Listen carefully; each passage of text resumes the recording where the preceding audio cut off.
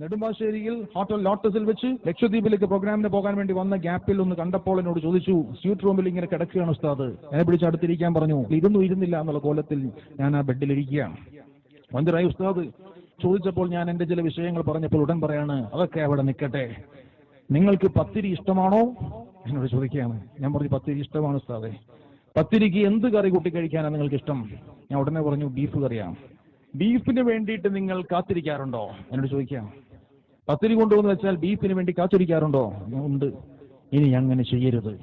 പത്തിരിക്ക് ബഹുമാനമുണ്ട്, പത്തിരി സ്വർഗത്തിൽ നിന്നുള്ളതാണ് എന്നിങ്ങനെ പറയാം.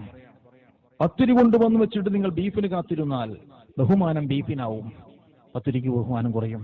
പത്തിരി കിട്ടിയാൽ ആദ്യം കുറച്ച് അതിൽ നിന്നെടുത്ത് കഴിക്കണം, കുട്ടികൾക്കൊക്കെ കൊടുക്കണം, അതിനെ ബഹുമാനിക്കണം എന്നിങ്ങനെ മന്ദിരായ ശൈഖുന എന്നോട് പറയാണ്. ഇത് കഴിഞ്ഞ ഉടൻ തന്നെ കിടന്നുകൊണ്ട് താടി എന്നിങ്ങനെ പിടിച്ച് മിനുക്കി ഞാൻ ആ രംഗം ഇങ്ങനെ ആലോചിക്കുകയാണ്. കൈ ഇങ്ങനെ വീശിയിട്ട് ചോദിക്കുകയാണ്, നിങ്ങൾ ഈ വയലുകളൊക്കെ കണ്ടിട്ടില്ലേ?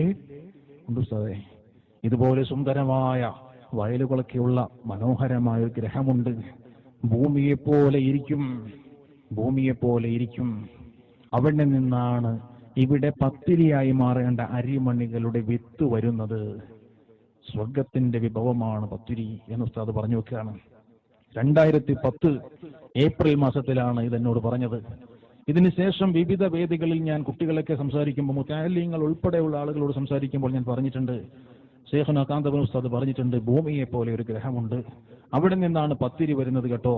നിങ്ങളൊക്കെ കമ്പ്യൂട്ടർ നോളജ് ഉള്ളവരൊക്കെ, സോഫ്റ്റ്വെയർ ഒക്കെ അറിയാവുന്നവരുണ്ടെങ്കിൽ നിങ്ങൾ ഒരു ബ്ലോഗ് ക്രിയേറ്റ് ചെയ്തിട്ട് എഴുതി വെക്കണം, ഭൂമിയെ പോലെ ഗ്രഹമുണ്ട് ശൈഖുനാ കാന്തപുരം.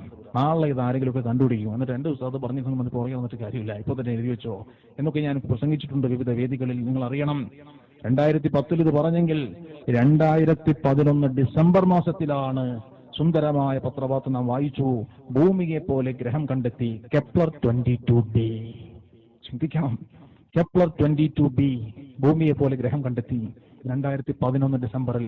പറഞ്ഞിട്ട് 1.5 കൊല്ലം കഴിഞ്ഞിട്ട് നിങ്ങളിപ്പോ പറയും, നിങ്ങൾ ഈ പറയുന്ന ശാസ്ത്രം മുഴുവനും ഏതെങ്കിലും സമയത്തൊക്കെ ശാസ്ത്രം കണ്ടെത്തും, എന്നിട്ട് പറയും ഖുർആനിൽ അതുണ്ട് ഇതുണ്ട് എന്ന് പറയും.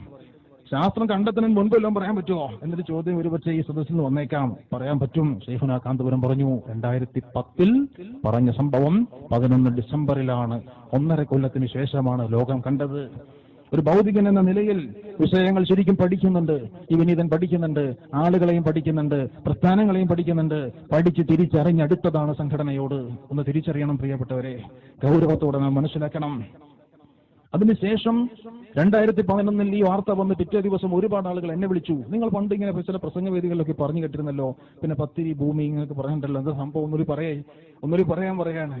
അപ്പൊ ഞാനത് വിശദീകരിച്ചു കൊടുത്തു. ഉടൻ തന്നെ ഞാൻ എന്റെ പ്രിയപ്പെട്ട സുഹൃത്ത് ആസാദ് ഹാജി, ഖത്തർ ഉസ്താദിന്റെ സ്ഥാപനത്തിന്റെ ഡയറക്ടർ ബോർഡ് അംഗമാണ്, അദ്ദേഹത്തെ വിളിച്ചിട്ട് പറഞ്ഞു, നിങ്ങൾ ഇപ്പൊ തന്നെ എപി ഉസ്താദിനെ എന്ന് വിളിക്കണം, എന്നിട്ട് ചോദിക്കണം, 1.5 കൊല്ലം മുമ്പ് എന്റെ അടുത്ത് ഇങ്ങനെ പറഞ്ഞിട്ടുണ്ടല്ലോ, ഇപ്പൊ അത് വാർത്തയായിട്ട് വന്നിട്ടുണ്ട്, എന്താ അതിനെപ്പറ്റി ഉസ്താദിന് പറയാനുള്ളത്, കൂടുതൽ എന്തെങ്കിലും കിട്ടുകയാണെങ്കിൽ എന്നോട് പറയണം കേട്ടോ എന്ന് പറഞ്ഞപ്പോ ആസാദ് ഹാജി പറയാണ്, അൽഹംദുലില്ലാ, ഞാൻ പിന്നെ മടവൂർ സിയാറത്ത് കഴിഞ്ഞ് വരുന്ന വഴിയാണ്, അങ്കമാലി എത്തിയിട്ടുണ്ട്, ഞാൻ ഇപ്പൊ തന്നെ വിളിച്ചിട്ട് നിങ്ങൾ തിരിച്ചു വിളിക്കാം എന്ന് പറഞ്ഞിട്ട് മൂപ്പര് വിളിച്ചിട്ട് ഉസ്താദിനോട് സംസാരിച്ചു. കാന്തപുരം ഉസ്താദ് ഈ വിഷയം കേട്ടപ്പോ എന്താ പറഞ്ഞെന്ന് ചോദിച്ചു. അപ്പൊ പറയണേ, ഉസ്താദ് നീട്ടി ഒന്നങ്ങ് ചിരിച്ചു, എന്നിട്ട് പറഞ്ഞത്രേ, ഇനിയും എന്തൊക്കെ തെളിയാൻ കിടക്കുന്നു വിശുദ്ധ ഖുർആനിൽ നിന്ന്.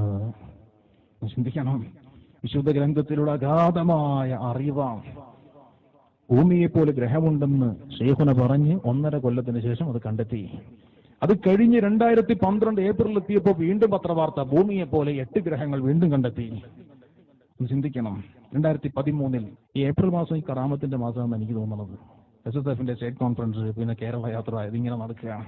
അനന്തപുരിയെ പാൽക്കടലാക്കിയതിന്റെ പ്രിയപ്പെട്ടവർ കണ്ടില്ലേ? എത്ര വലിയ അപവാദങ്ങൾ പറഞ്ഞു വരുത്തിയാലും സ്വാലിഹ്യങ്ങളെ, ആലിമ്യങ്ങളെ, അല്ലാഹു സുബ്ഹാനഹു വ തആല പ്രിയം വെച്ചവരെ നമുക്ക് ഒരിക്കലും ഇകഴ്ത്താൻ പറ്റില്ല. അത് ഇകഴ്ത്തൽ നമ്മുടെ സ്വഭാവമല്ല.